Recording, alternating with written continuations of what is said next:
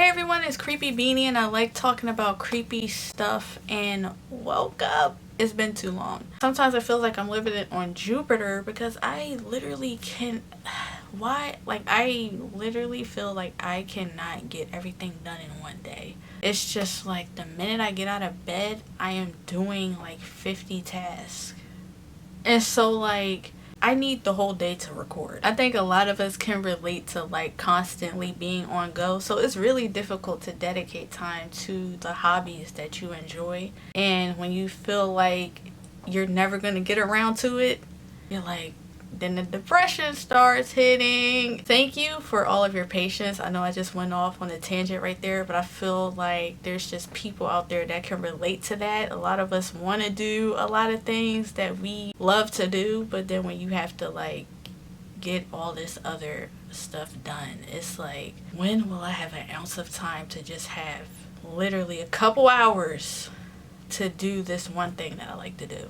I don't see how some of y'all doing it with kids my age. Sorrows, prayers. Alright, but anyways, today we are going to be talking about VHS. I'm so excited because y'all don't even understand how much I love this franchise. First of all, the reason I literally made notes for this video months ago. I've been wanting to sit down and do this forever. It's perfect timing because news just broke out not too long ago that there's going to be another VHS movie, y'all. And guess who's going to be in it?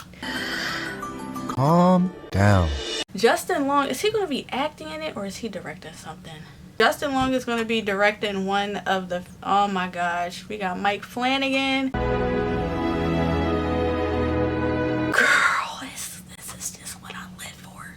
These are the moments where I be like, yo, I'm happy to be alive. So VHS Beyond is going to be coming out in October. It says October 4th. This is perfect because I'm like, okay, well, this is the opportunity for y'all to sit down and watch all of the other movies. And I'm going to be ranking them. And there's also 2 spin-off films that I'm including as well, which if you have not seen those, you should definitely watch them. If you don't know about the VHS franchise, it is just a huge like found footage franchise, and the way they go about it is there's different directors who make up their own little like short horror film, and it all collectively goes into this one film. And then it's also fun because there's a what did they call it? It's like a the frame narrative. So the frame narrative is the story that we keep going back to in between each tape. The first movie that I have at number 1, I think this is the best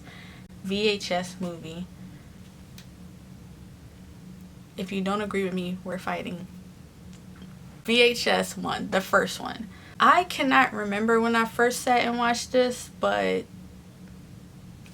this is like what made me fall in love with found footage. Like, I can say if there's any sort of like genre of horror that I will watch, regardless if I don't think it's that well, I think it's great or whatever, is going to be found footage. I think it's also one of those things to where it's like, if something has scared you when you were a kid, when you see that when you see it, you're like, oh, that is horrifying. So I feel like when you get older and you rewatch something, even if some people think it's corny or maybe like you even like, I can't believe I found that scary, I think like there's some connection to like you being afraid of a movie as a kid and then later kind of being like, is this why I really like it? Because like that was a good scare. And Paranormal Activity, girl,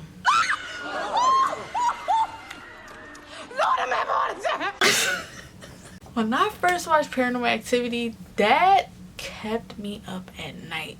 That scene where she getting dragged out of the bedroom screaming,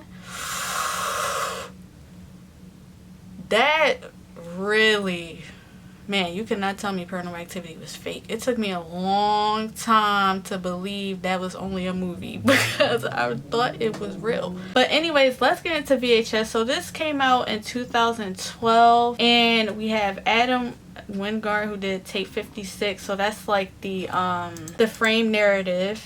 And then we have David that did Amateur Night, T West.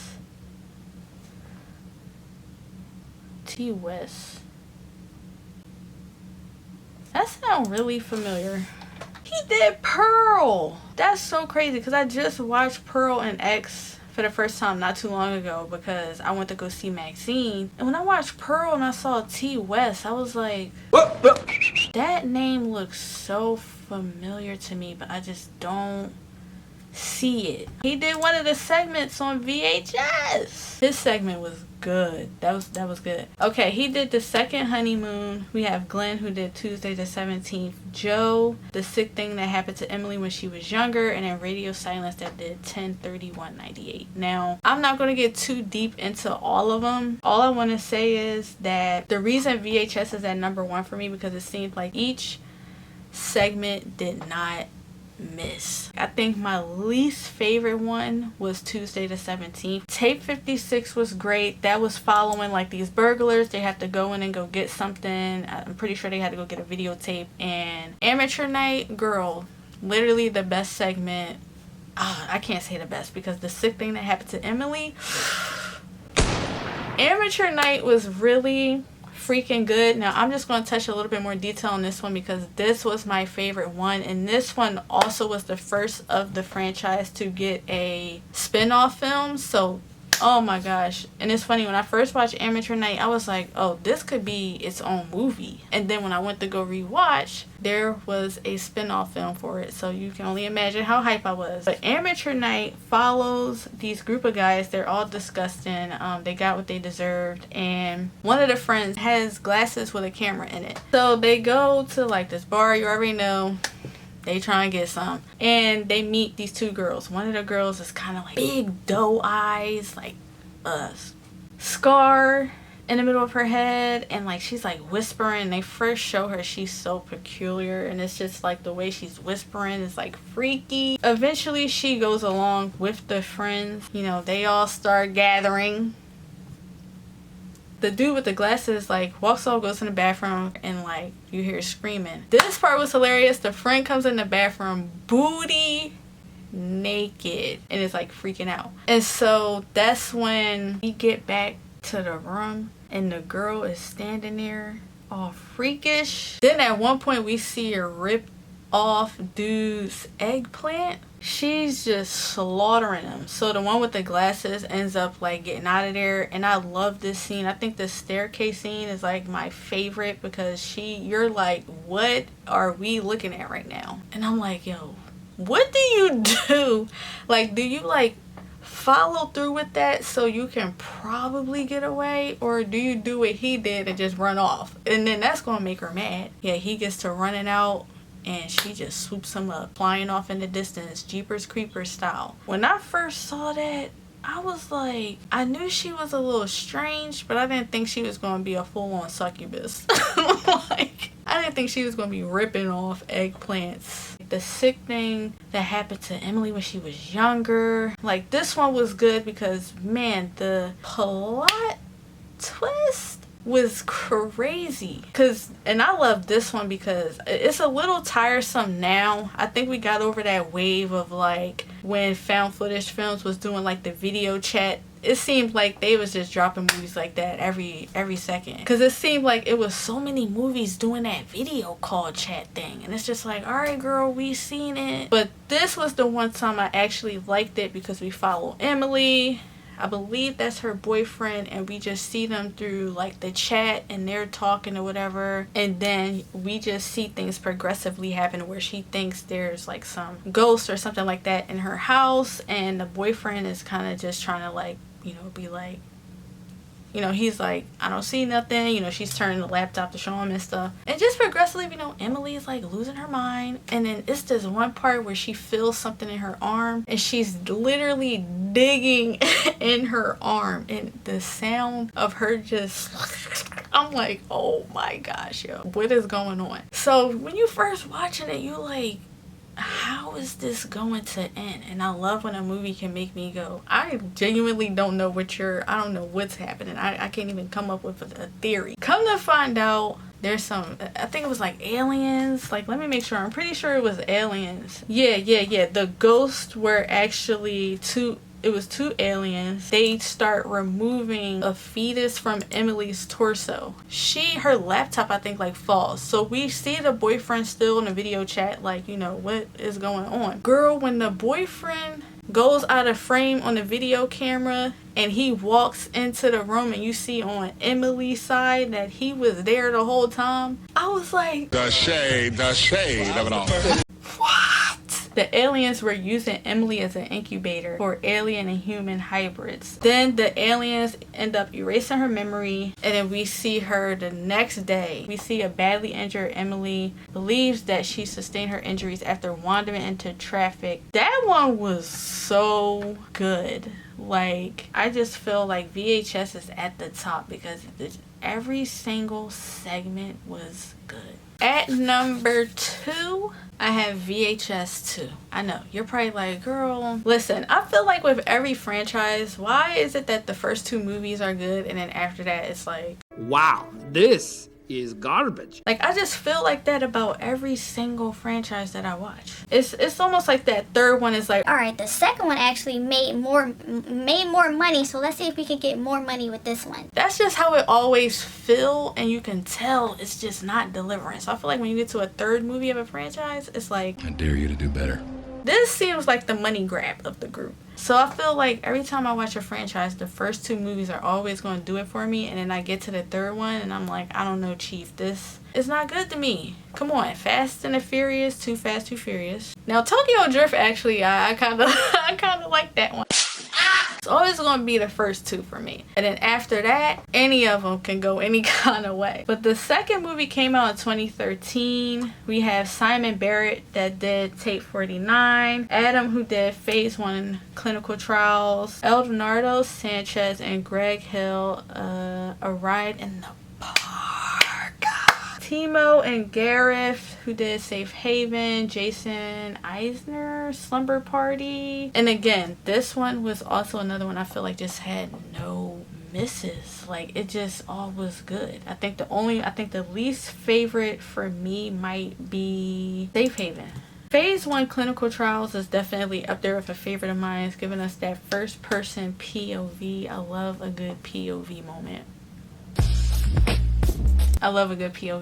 Yeah, his eye got damaged in a car accident, so they put an ocular implant into his eyes. Then they were saying that he may experience some glitches. So long story short, I think he's able to start seeing like ghosts, like figures and stuff. And so he meets this girl and she was born deaf and she has a cochlear implant. What? Are you stupid or something? Installed into her ear, giving her the ability to hear new frequencies, including ghosts. So that was interesting because, you know, he lost his eye, he has his eye, he can see them. She doesn't have any hearing, so they give her that and she can hear them. So we see this at one point where, you know, she's like, I can hear them, and there's someone behind him, and then he's like, oh, I can see him, he looks like this, XYZ. And this part kind of lost me because I cannot stand when movies throw in a spicy scene that we don't need. And I hate that it's so out of the blue. Like, it's like genuinely like something that I did not think was going to happen. And I'm like, what the is going on in here on this day? Why? And because like the girl said that the ghost that she was seeing was the ghost that the dude was seeing was her uncle. And I'm reading the like plot thing here, and it says that she says according to her uncle wasn't a nice person. And I remember her saying something like, I know how to get him to go away, or something of that nature. And she ends up smashing the bull. And I'm like, Jesus Christ. It's so sudden. It also makes me question, okay, your uncle wasn't a nice person. Is there some backstory there we should know as to why does this one particular thing have to be the thing that drives your uncle away? And I think that's what it is for me, because like, if that's going to be there, I do want to know more of that so I can be like, oh, that's why she's doing that. But because that's all we get, I'm just like, I don't want to see that. And I know like, for some people, hey, maybe you like a spicy scene, but me, I'm sick of it being thrown in my face when it's not relative to the plot. And my thing is, if I take this scene out and I rewatch this segment, it doesn't really change anything. What happens to her, there's still a possibility that could happen to her if we take that out. And then he still is going to get that ending that he got, period. So I feel like there's other loopholes to get around that. I don't know, I'm probably being really picky, but aren't y'all tired of that too? Like, and I think that's why that's sometimes why I'm relieved when we can have a in the spot and I came with the fellas. I cannot get my sentence together. When we can have a relationship that's platonic, like not romantic, and they can still get through something together. At this point, y'all, just call me a prude. I really don't care. I'm just tired. I'm tired. Like, are we here for the plot or are we here for the male gaze? Like, but a ride in the park. Yes. Yes! Now this needs to be its own movie. I love this take on zombies. Now this one gets a little gory, but again, I will watch. I'm not a gory person, but I will watch anything with gore in it if the plot is delicious. Mike, who affixes a camera to his helmet, and we see, you know, he's in the woods, he's about to start doing his thing, ride his bike. He comes across a blood-covered woman who begs him to help her boyfriend. Several zombies approach Mike before the woman suddenly turns into a zombie herself and then bites him. So he manages to kill the woman. He staggers through the woods, and then I think, yeah, he comes across a man and a woman, and we see them interacting with him. Then Mike gets up. He's a zombie. He tears them up. Yummy, yummy. Just progressively seeing Mike become this zombie was so good. Then we see like a young girl's birthday party is going on, and you're like, run. And you know, the zombies end up getting to this party. They're attacking people. Everyone's trying to get out of there. This kind of what got me right here when I first saw this. My chest felt like it hurt a little bit because this was kind of sad. When Mike sees his reflection in the car window, which like calms him down for a second, and he gets hit by this truck and he accidentally calls Amy. So he kind of seems like he has his like humanity back. He's like semi-conscious. He's a little bit of a human right now. We just hear the wife's voice. And I'm just like, yo, like, can you imagine you wake up a little bit and you're a zombie and you're just like, Mike ends up gaining a little bit of like his humanity and he ends up offing himself. Oh, no. You can't tell me that wasn't good. Because it's just like your day could really go from having a great little cute phone call with your partner. You're like, man, I'm about to go ride my bike. I'll talk to you later. Love you. And that's how not even how your day ends, how your life ends by offing yourself because you just became a zombie in the middle of a Tuesday afternoon. Man, a ride in the park, I love that take on zombies and just seeing that part of it. It kind of reminds me of like if Warm Bodies wasn't a romantic comedy, this is probably how it would be. Because like Warm Bodies was a little bit like that. Like he managed to make everyone pretty much gain a conscience after like falling in love with this girl. But that play on like gaining your consciousness and gaining a little bit of like your humanity as you're like still kind of a zombie. You're just like, what the hell is even that? Yeah, I feel like this would be like the horrifying version of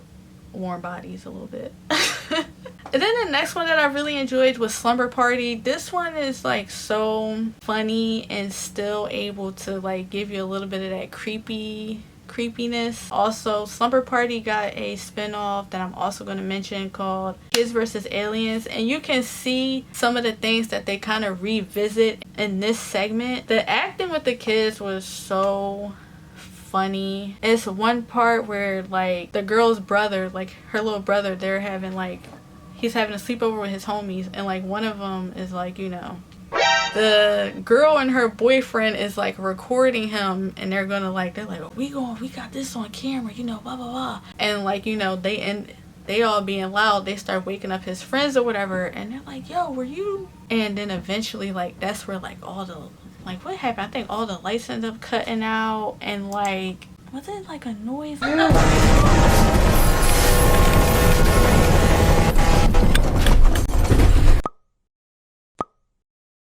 and from there they're just running away from like these aliens. And it's also was good to me because like alien abduction used to be something that scared. Ooh, my eyes would start watering. Like, that used to scare me. I remember seeing, like, I don't know what it was, and I don't know what channel that was. I was watching something when I was a kid, and they were talking about, like, alien abduction and, like, what aliens would do if they got you, and I was like... Whatever you do, don't fall asleep. I was like, yo. I was up at night. It's so funny thinking back on it. I was up at night really thinking aliens were going to get me. It's so funny, like, thinking about horror movies and things that used to scare you as a kid, and like getting older and being like, yo, the only thing I'm scared of right now is losing health insurance. An alien abduction can happen right now, and I would not care if they took me. As a kid, I was like, I'm scared to close my eyes. I'm scared to open them. And oh my god, some of the stuff that they were showing, like tools and stuff they would use to experiment on you, and I was just like, and like then I remember seeing like The Fourth Kind. Y'all, anyone out there, is there anyone else who feels the same way I felt about alien abduction? I genuinely thought we were goners. Like, when I watched this, that's all I thought about was like, yo, if I would have seen this as a kid after watching that, oh, this would have sent me over the edge. Like, this would have traumatized me for sure. So good thing I saw it when I was a little bit older, because this would have had me afraid. So like, that's also why I kind of like this, because it reminds me a little bit as a kid when I used to be very afraid of like alien abduction. I genuinely thought I was gonna get abducted. And again, like, seeing the Kids versus Aliens and seeing it get a spinoff was like great, because it also revisits some of the scenes that were in this, but giving us some more characters, some more personalities.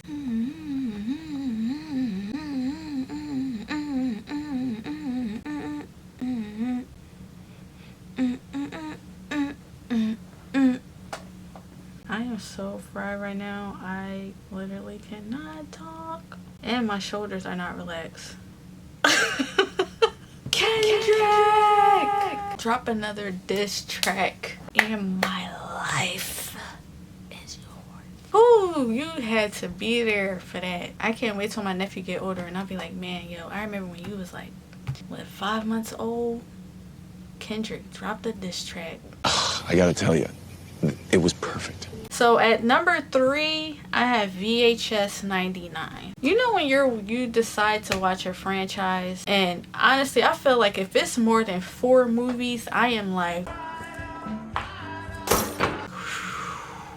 this starts to become a workout. That's how I felt watching Hellraiser. That drawing got like 10 movies. And so like, you know when you finally get to a movie and a franchise that's later on, you're like, oh, that actually was like pretty good. So I have VHS 99 at 3. And this came out in 2022. We have Maggie with Strutting. Johans maybe?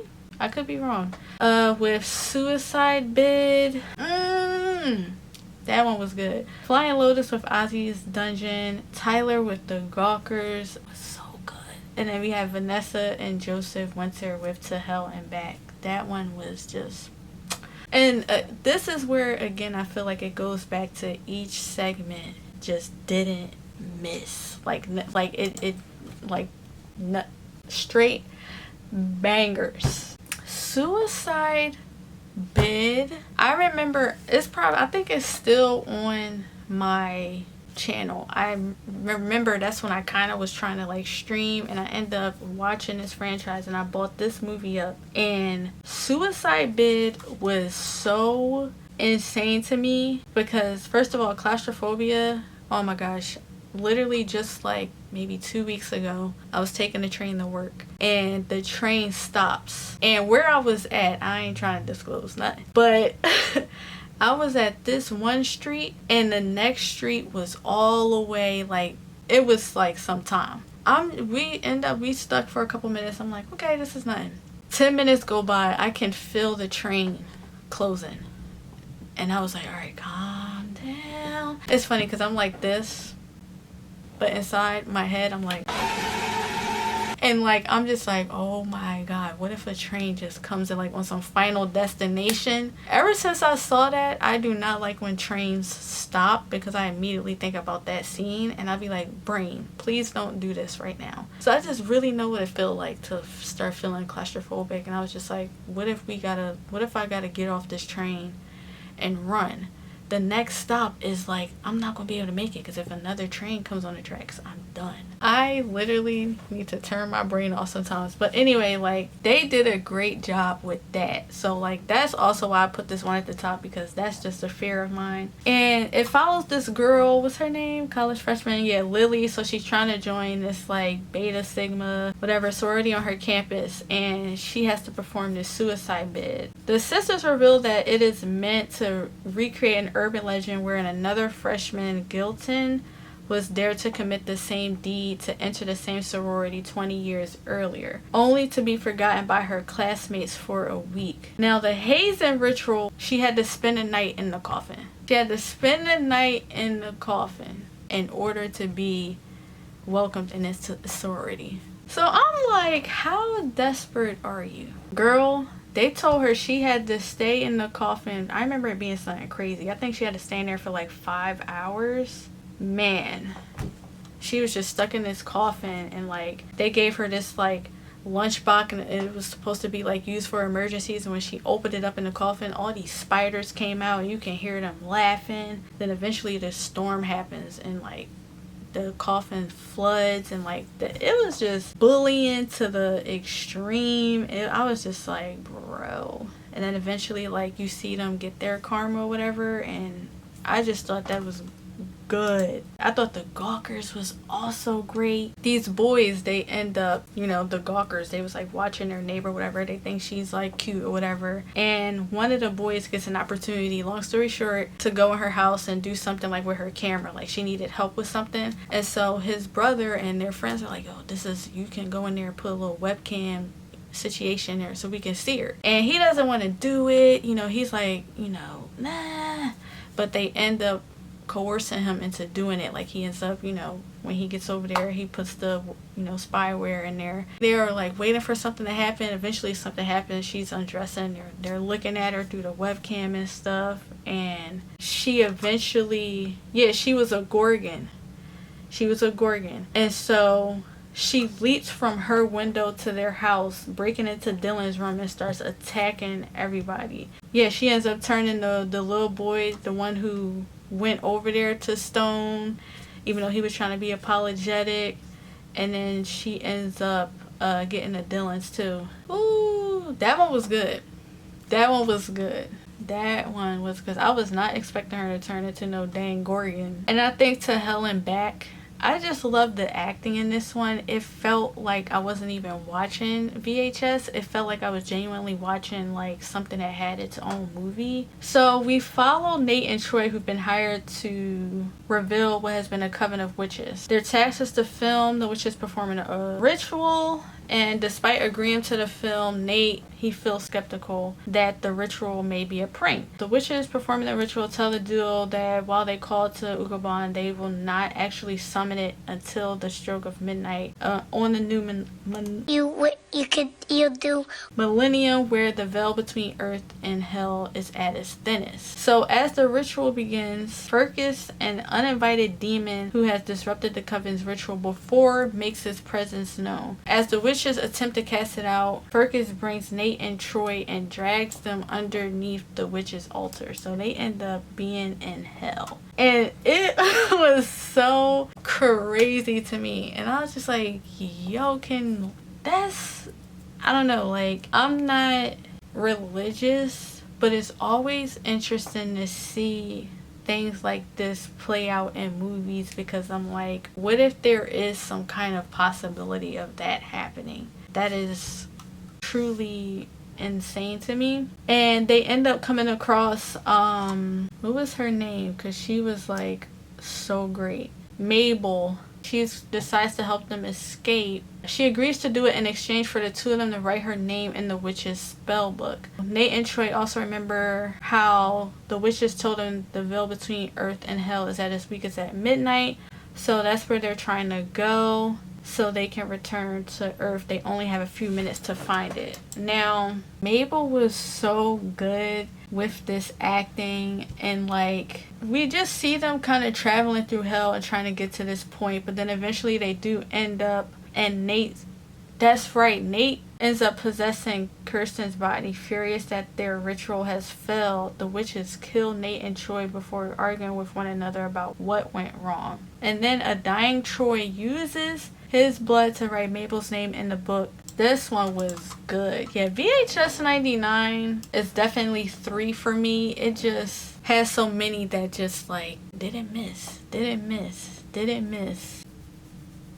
Literally just woke up not too long ago. I lost 2 lashes. It's time to touch them up again. So listen, if my lashes look busted right now, I'm not even mad if you like start cooking me, because it is what it is. I see why America run on that D. What? Alright, so let's not waste any time. We're gonna go right into what I have at number 4. And at number 4, I have Siren. Now, Siren is the first spin-off film from the VHS franchise, and it's a feature-length adaptation of Amateur Night.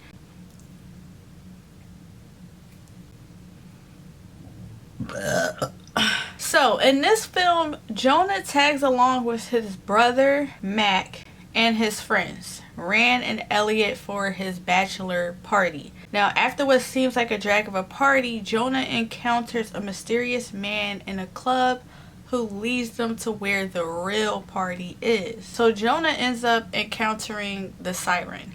And, you know, she sings her little song, puts him into a trance to where he encounters all of the intimate experiences he has ever had at once. So, you know, you can only imagine what that probably would be like. I mean, for me, it would not be great, but for you, it might be. After that, he starts getting a little skeptical about the fact that she's kind of just, you know, captured, put away. So he ends up freeing her. She bodies a guard, which ends up revealing her demonic form. Once her form has been revealed, the friends flee, but she ends up catching him and kidnaps Elliot. Okay, I'm like, who? I'm like, I literally see the movie in my head, and I'm like, who the heck is that? And who? Somebody got caught before we end up getting back to Jonah. Yeah, her name is like Lilith. The Siren's name is Lilith. Okay, so Elliot gets bodied. Nah, you know he did. Then that leads us to the man who was at the party. It says his name is Nix. Yeah, kidnapped Rand. Which Rand, man, I felt so bad for you the whole movie. I was like, bro, if anybody makes it out of here, I need it to be Rand. I do not want to see him get hurt. He ends up getting captured. He gets tortured because, you know, they like, yo, where's she at? Like, why would y'all... I don't know why y'all doing this. Y'all don't know what she's capable of. Jonah and Mac escape to a diner, but Lilith, the Siren, ends up finding him. She bodies everybody, flies off with Jonah. Now, full discretion, there's a grape scene. You don't see it, but if you look at that scene and you think that's not what happened, I need you to reevaluate, watch it again, and yeah, Jonah definitely is a victim here. Because what happens is Lilith uses a trance fantasy of her being Eva, which is Jonah's fiance, to perform the act. And they don't show it, but when we see him, it's just like we know that has happened. Somewhere up in there before, I think it's before Jonah ends up going to the hotel to offer a trade, because, you know, he wants her back. Before, I think there's a point where Jonah has a conversation with his wife. I mean, fiance. And like, you could just hear the distress in his voice. You can hear that she's picking up that there's some kind of like distress going on there. And I'm just like, I'm done. Cut the show. bro, I feel so bad for Jonah right now. And this is why Siren is at number 4 for me, because like when it gets to this point to where like this creature can smell you, and so like wherever you go they just know where you're at. Be afraid. Be very afraid. And escaping that,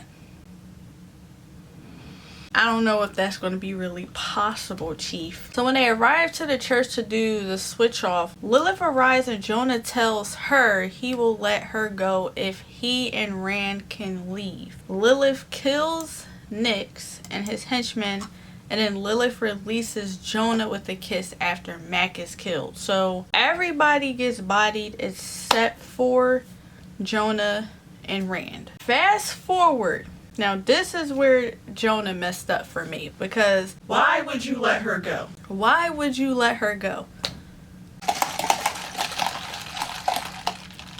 And this is how I know when I'm immersed, because the whole time I was watching that scene I was like, he better not let her go. What are you doing, man? And he let her go.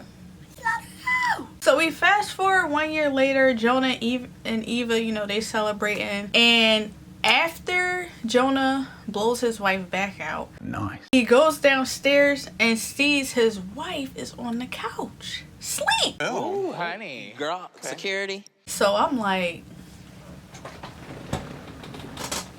yeah. So when this whole thing is going on and Jonah notices like, okay, Lilith is obviously like in this house, I think he was like getting ready to like stab her, but he didn't do it. Jonah's character, like, he has moments, but I think if you just really look at him as a person, like his character, he's just very like, he just wants to see the good.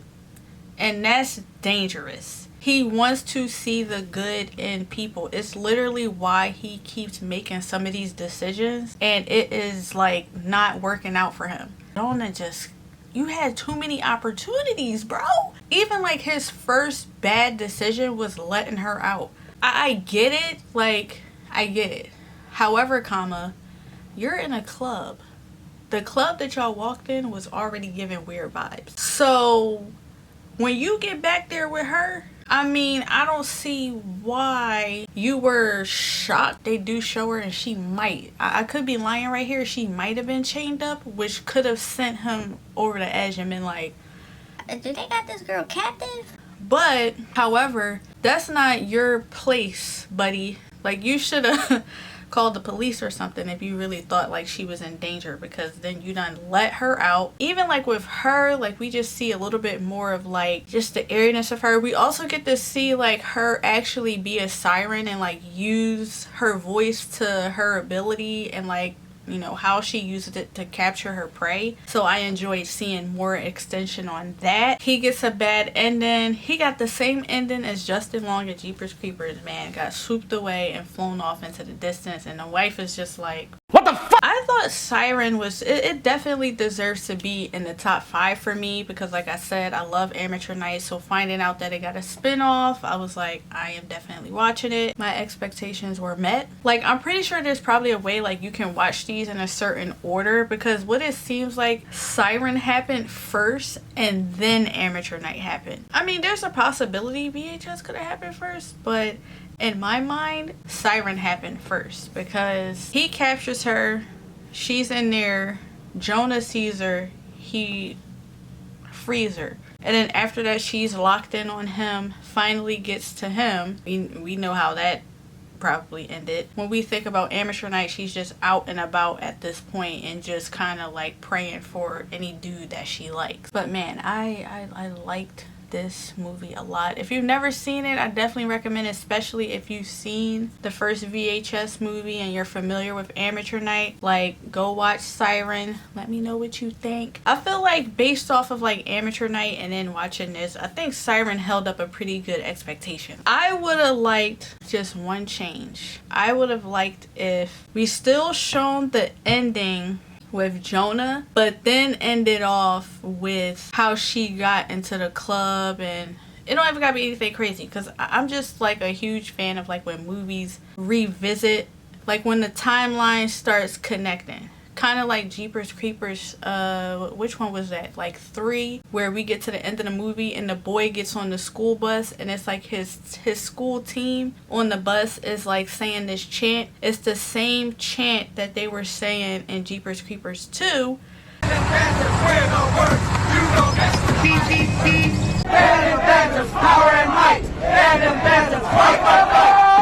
And they connected the universes at the end, so we knew that the boy from Jeepers Creepers 3 was on the bus in Jeepers Creepers 2. I love when, I'm sorry, I just got super hype right there, but I love when movies connect universes. So I would have loved if they just would have made that small connection at the end to where like we just see the connection between Amateur Night and Siren, because I still believe Siren would be first. It just makes sense in my head because like she was captured, she got out, and she's still out and hasn't been captured, which leads us into why the events of Amateur Night happened. So just a quick recap as far as where we're at in the rankings. I have VHS at number 1. I have VHS 2 at number 2. I have VHS 99 at 3. I have Siren at 4. And at number 5, I have Kids vs. Aliens. This came out in 2022, and this was directed by Jason Eisner. A quick synopsis here. So the second spin-off film in the VHS franchise, Kids vs. Aliens, is a feature-length adaptation of Slumber Party Alien Abduction from VHS 2. So Gary's older sister Samantha always hangs out with his friends Jack and Miles. When teenage bullies Billy, Dallas, and Trish encounter them and crash their homemade movie session, Billy takes interest in Sam. Eventually, the bullies try to find a place to have a Halloween party.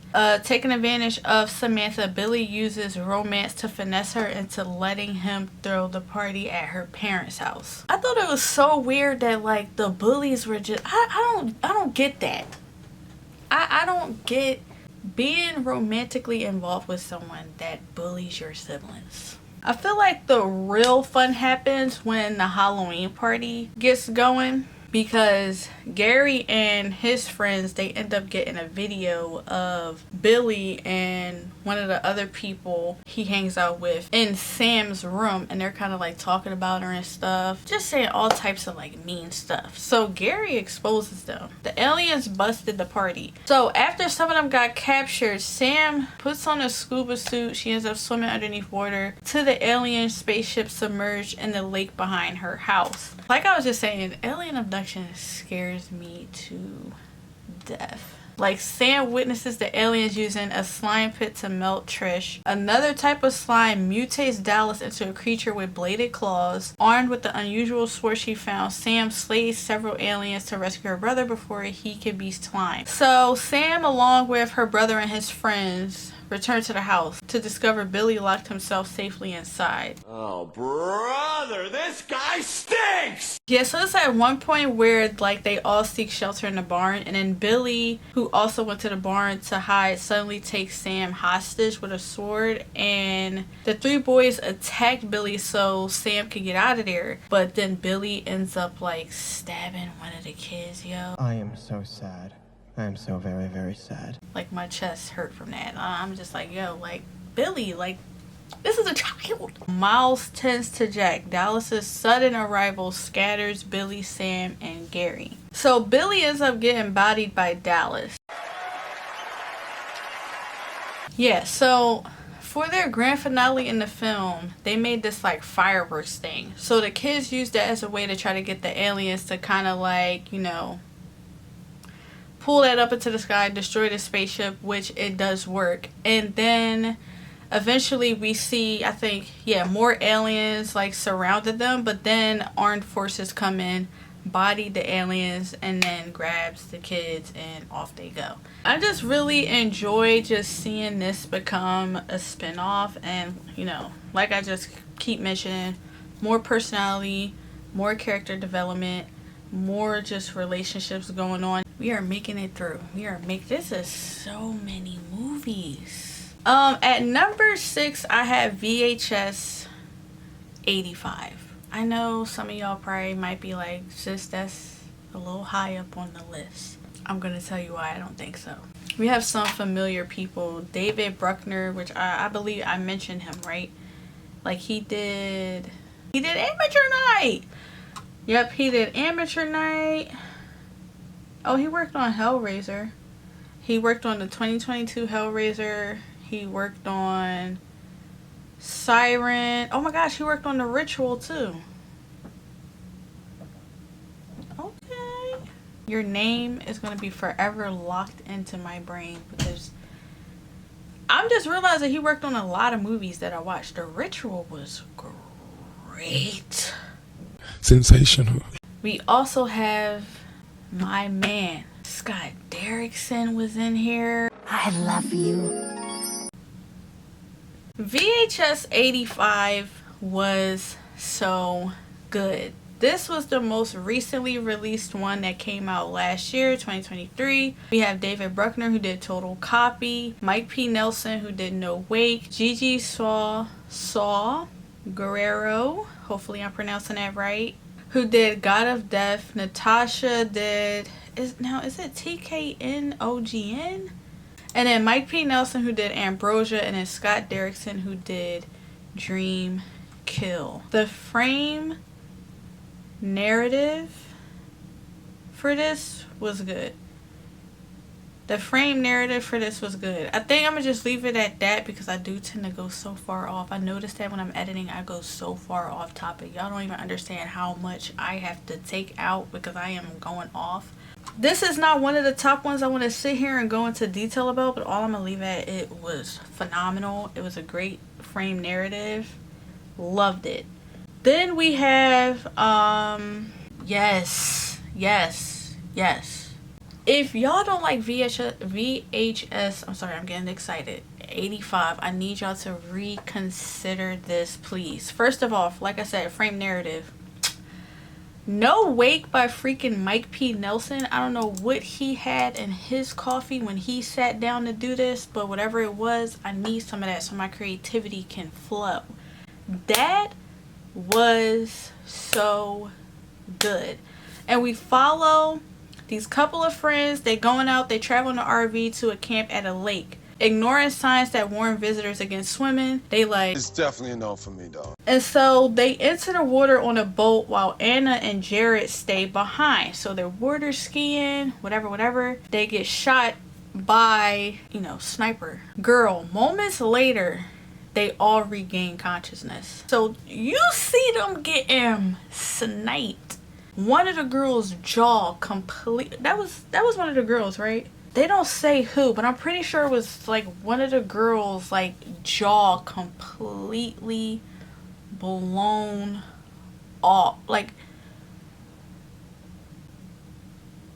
imagine that. They're trying to figure out like how are they even alive right now. They end up coming to the conclusion that the water in the lake has the ability to bring the dead back to life, since they were the only ones in the group to go into the water. And remember, the two friends decided to stay behind. They're like body. They didn't touch the water. They are completely gone. They decide to get their revenge on their attackers, and the tape ends. We don't see the revenge. We just know they about to go act up. God of Death, that one was also pretty good. I'm trying not to go too far into detail with certain ones. I'm like, which ones do I really want to talk about? Which ones do I not want to talk about? Honestly, I should have put this. Now that I'm looking, I really loved Kids vs. Aliens though. Like, I really enjoyed that movie. I can't put VHS 85 at 5. I feel like I did that before and then I switched it. No, I'm gonna keep it at 6. Then we go to TKNOGN, which that one was like a virtual reality software that allows its user to exist simultaneously on the physical and digital plane. This one was. This probably isn't like the top one for me. I do think it was good, but it's not my favorite one. Then we have Ambrosia. Now remember No Wake?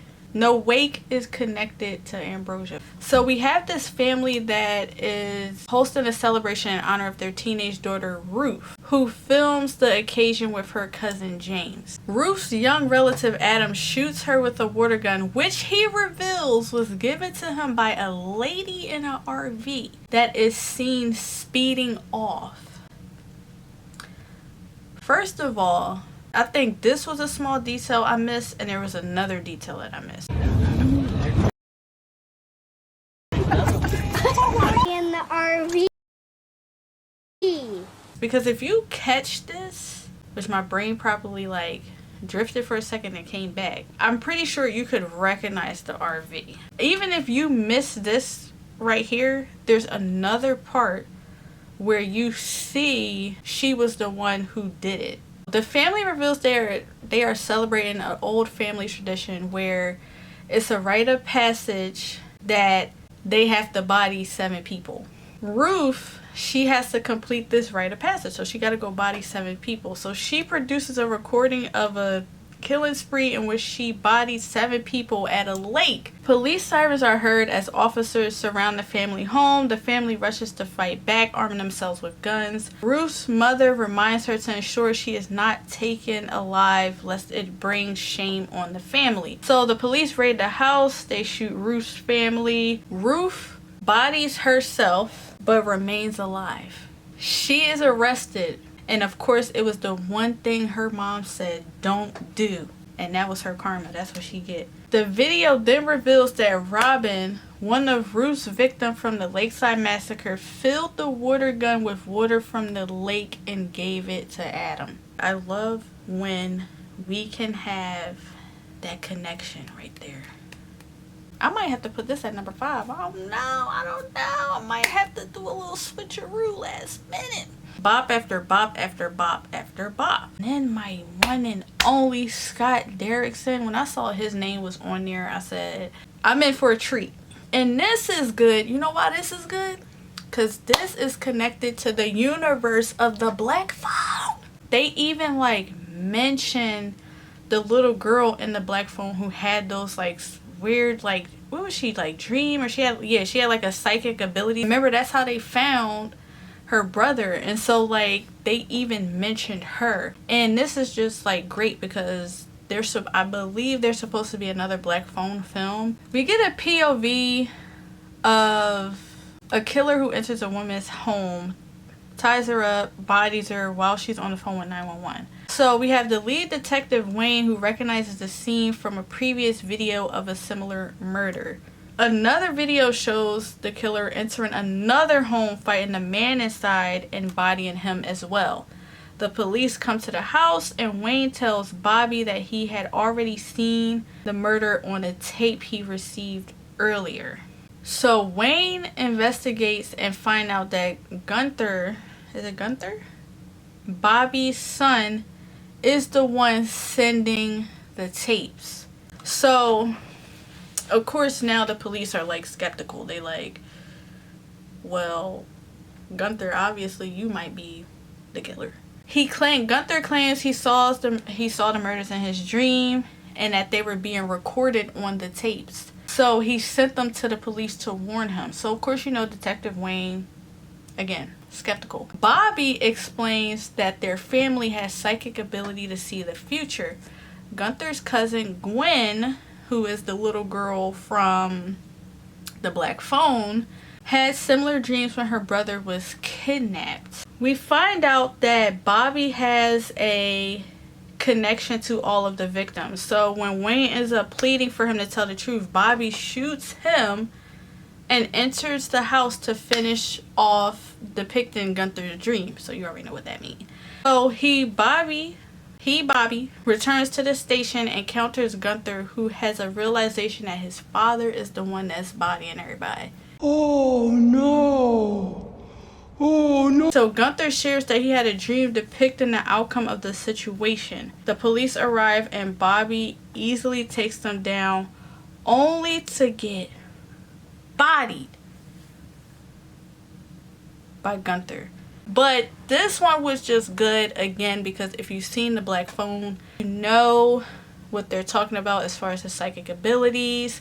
You know who they're talking about when they mention the family member who had similar dreams when her brother was kidnapped. Again, just the way that this all plays out, trying to figure out who is killing everybody. It was just good. Like, something about Scott, I just don't know what is going on in that brain of his, but obviously I can see what they're doing, what he's doing. I can see it, I feel it.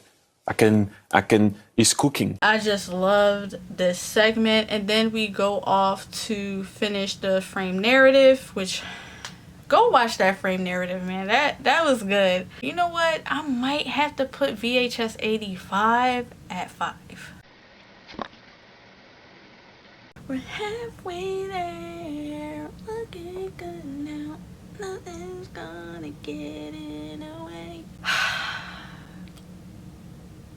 I miss, like, being young. Like, I'm still young, but you know when you don't have to worry about adulting. I just want to wake up, turn the TV on, and Big Time Rush it on. Listen to that.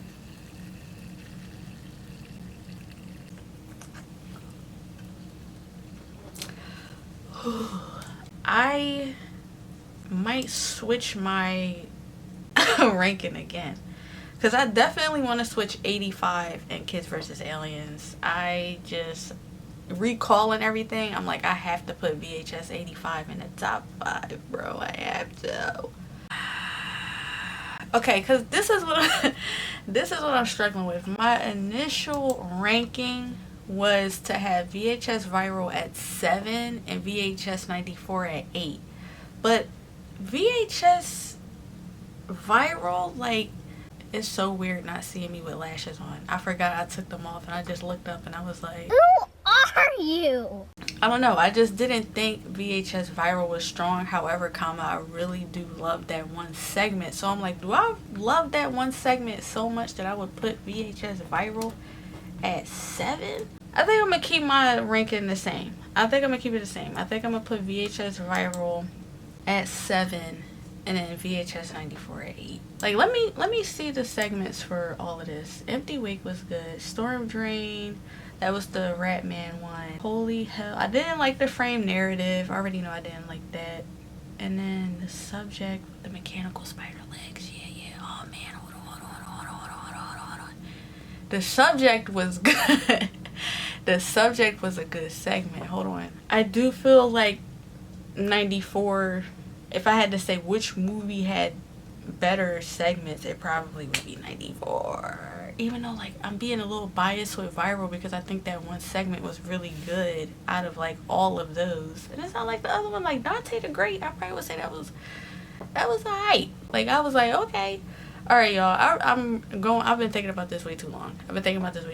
For the sake of this moment, because I will literally have y'all here for 24 hours, I'm going to keep it the same. I'm just going to keep it the same. Actually, I lied.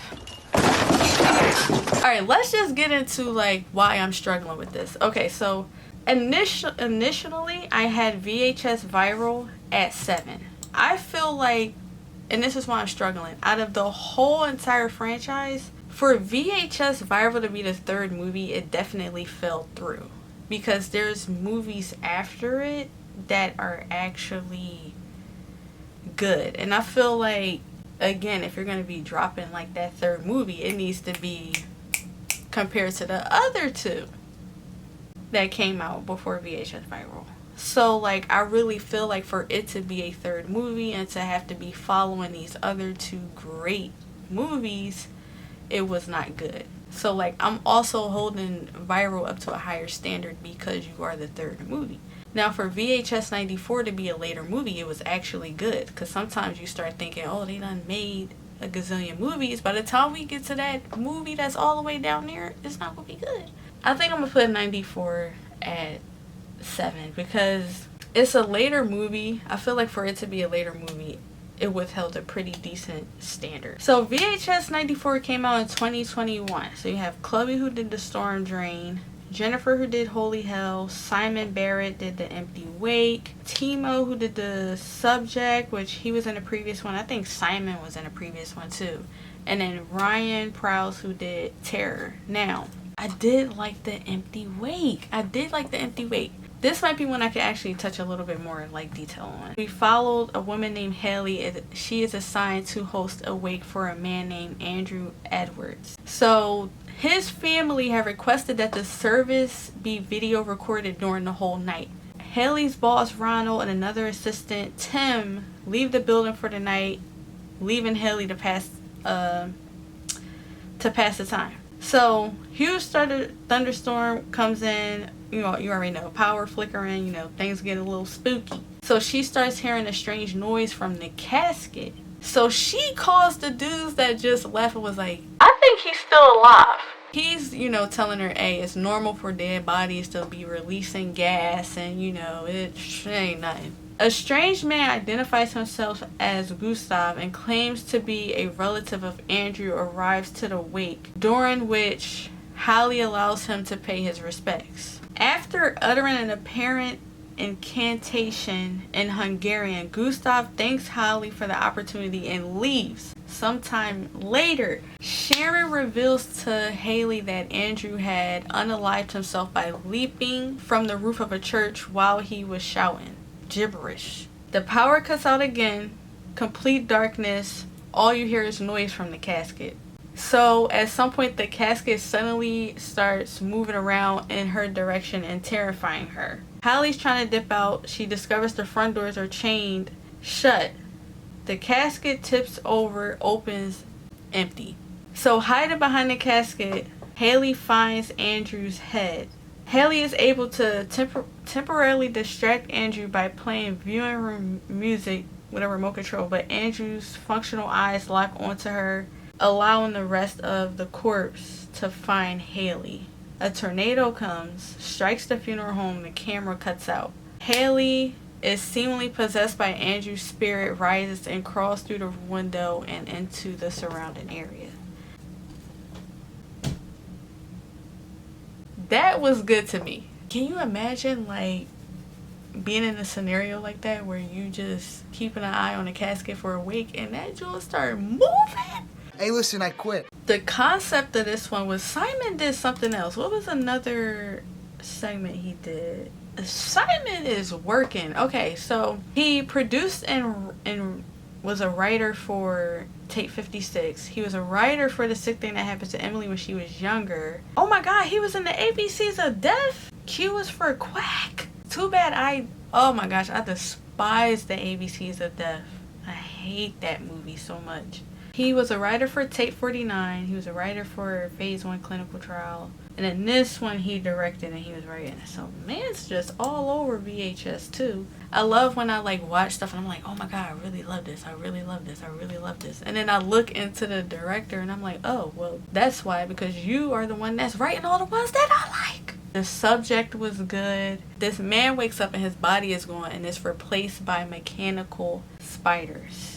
Dr. James, a deranged scientist who desires to create successful mechanical human hybrid, which he dubs neo-humans, using kidnapped citizens as guinea pigs. He was wildin'. And this was shot really well.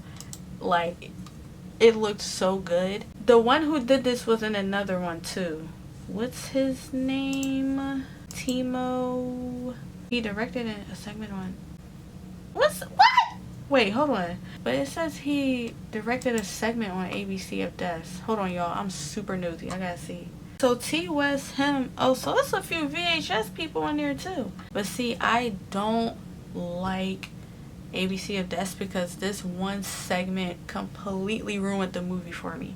But that segment was absolutely disgusting. Guess who wrote the segment that I think is disgusting? Are you serious? Hold on. Hold on. This is the same guy who did The Subject? I can't do this. See what happens when you do too much digging? Bro, why every time you do too much digging, you figure out something disgusting? I don't want to go too far off because this is a VHS video, but the ABC of Death, just a quick little, is similar to VHS. It's where a bunch of directors come together, they make a short little film, they put it onto this one movie. The AFC of Death is such a phenomenal concept in my opinion because there's so much stuff that you can do with it. When you get to letter L, it is truly a very graphic thing to watch. It was stuck in the front of my head because of how triggering and traumatizing it was.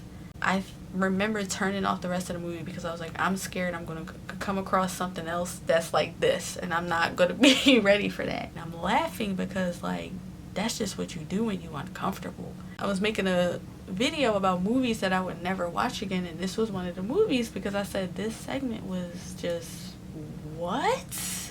And then you start questioning like the directors and the writers and people who wrote that, because it's just like, why would you want to do that? That was like, I can't believe like somebody put that in there and gave that the okay. So I am surprised that you, the one who did the subject, wrote that. I'm sorry I went so far off there, but that's just wild to me. So VHS Viral. This came out in 2014. We have Marcel, who did The Vicious Cycle, Greg Bishop, who did Dante the Great, Nacho, who did Parallel Monsters, Justin, Benson, and Aaron did Bone Storm, and Todd Lincoln did Gorgeous Vortex. I can always tell I'm trying to like critique in a very like nice way. I think VHS Viral like wasn't strong. Like, it has potential. There's some things in there that make it not bad. Like, I think Dante the Great pretty solid, but Parallel Monsters, that was good. First of all, I love the idea of parallel universes. Like, you put any of that in front of me, I'll tear it up live. I'm grinding it up and I'm snorting it. There it is. I spend my free time looking at anything relative to freaking space, bro. Like, that's, bro, I love anything relative to universe, space. You sign me up. So the minute I saw the portal, I was like, I'm in for a treat. So Alfonso, an inventor, works late on his newest project, promising his wife Martha that he will come to bed soon. His project is revealed to be a prototype interdimensional portal. Upon activating the portal, it opens to reveal what appears to be his garage. Alfonso witnesses a copy of himself look at him from the other side, revealing the portal has successfully opened a gateway to a parallel world. Bro, there are two versions of us out there. Like, this segment is my brain at 2 a.m. I probably sound crazy, but like somewhere there's another like the universe is too big to not believe there's another version of yourself somewhere.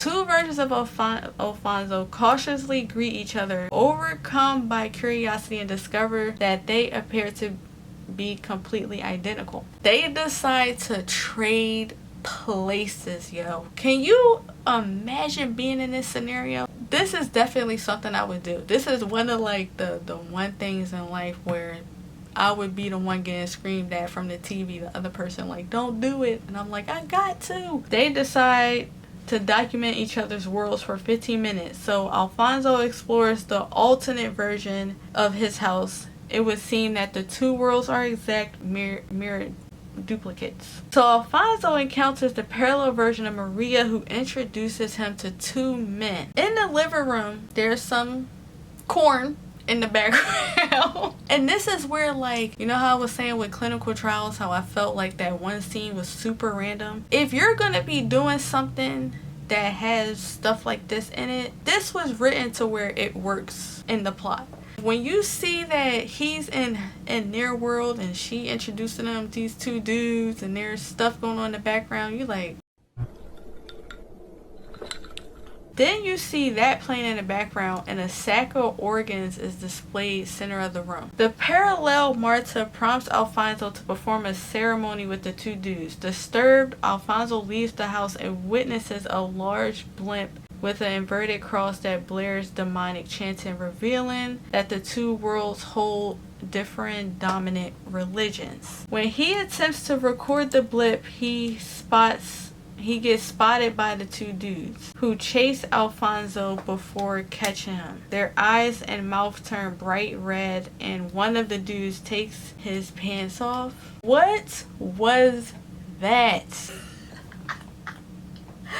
Yo, and it's like this big old like creature. And as you're watching all of this happen, we're going back and forth between like the alternate Alfonso and him. So when you're going back and forth, you're just like, what's going on over here? And if that's going on over here, the other Alfonso obviously on some weird. When you see the back and forth, the Alfonso that's in like the weird world, he finds Marta, excuse me. So he's like taking pictures of her and like, you know, he getting all riled up. And so as you're watching it, you're like, and this is before I just told y'all like they take their pants off and it's a freaking like creature in there. So you're looking at the other Alfonso like, okay, like regular old dude. This looks just like his wife, you know, okay. Honey, you've got a big storm coming. And then when you get to Alfonso in the other world and he sees that, it goes back to the weird Alfonso and he takes his pants off. And it's like you're discovering these things at the same time and you're just like, oh my god, well if that's going on over here, that means this Alfonso got that. And he take his pants off, yo. Oh my gosh, yo. After you discover all of that, in the parallel world, Alfonso manages to stab the dude's creature thing, flees back into the house. Why do I want to keep calling you Maria, girl? Marta takes her robe off and reveals the most insane looking cooter. Alfonso, yo, he clocked her. Flees back to his world. The parallel Alfonso is covered in blood after encountering Marta. Stabs his normal self. Parallel Marta appears and devours the parallel Alfonso with her cooter. Marta appears and mistakenly believing her Alfonso was the other one, starts stabbing him. Yo, and they end up killing their own husbands because they done swapped. Then they was like, oh, you being, what the heck is going on? This ain't my husband. Swapped as they was trying to get back to their own worlds, and they end up mistakenly bodying their own husbands. That was good. This was probably the strongest one out of there because it all worked perfectly. Like again, like two things I can't stand: gore and just overly sexualizing anything. Like I don't have time for that. But like I was saying, in this it works because like it wasn't too much and it worked in the plot. It also didn't, they were mainly just showing parts. We don't see nothing happening. we just know it's like some weird ritual thing. As you see things unfold, you're like, oh, okay, like what's going on? These two dudes, she got a robe on, we know something like is about to happen. We don't even need to see them do nothing to have that indication that we don't, that's an indication enough to know that they are about to do something of that nature. That's all we need.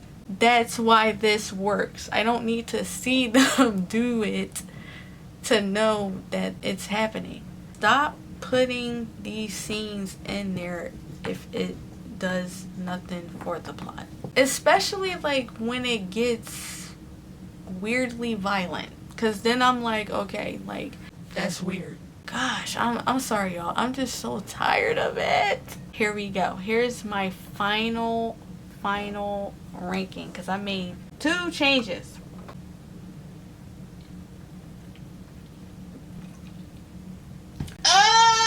At number 1, I have VHS 1. At number 2, I have VHS 2. At number 3, I have VHS 99. At 4, I have the movie Siren. At 5, I'm going to put VHS 85. At 6, I'm going to put Kids vs. Aliens. At 7, I'm going to put VHS 94.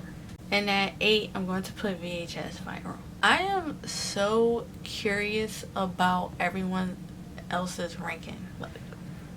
Did y'all see that? Please tell me which. Oh my gosh, I would love to know. Keep it respectable. Of course, we're all not going to have the same rankings. That's what makes this fun. Also, if you want to say what your favorite segments are, I will read that too. I feel like I could go on and on and on and on and on with people and which ones they liked, which ones they didn't think were strong. I love hearing other people's opinions on horror movies.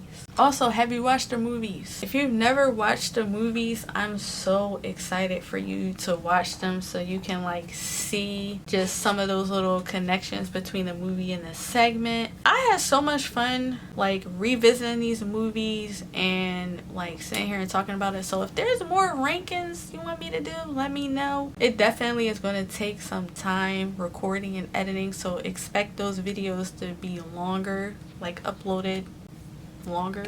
Alright, I'm gonna go ahead, sip my Diet Coke. Have a good day. It's almost spooky season. It's almost spooky season. Almost spooky season.